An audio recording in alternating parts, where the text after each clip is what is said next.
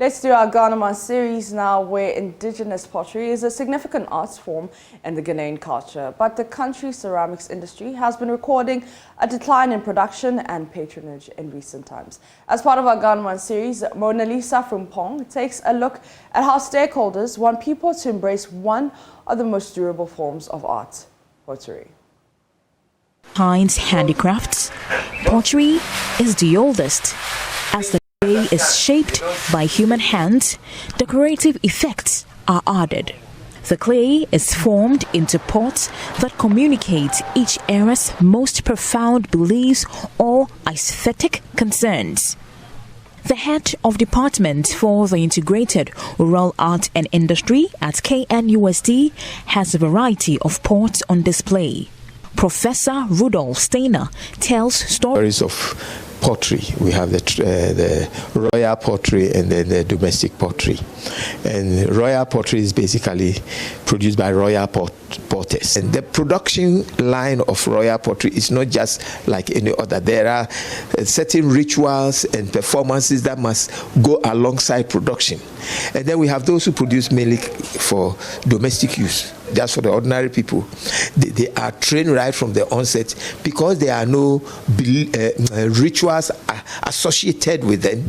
They can start learning it when they are quite young. The traditional pottery in Nsi and Apiedu, among others. But ceramic shops and production areas are hardly found in these notable towns in Ashanti region. Traders say the craft has not been sustained by the youth. Others blame it on the influx of foreign ceramic products.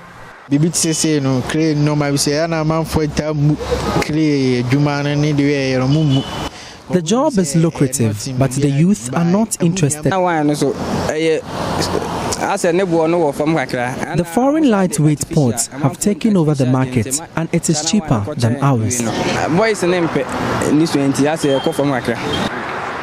Professor Rudolf Steiner observes the interest of students studying ceramics programs have waned. The pottery business is declining.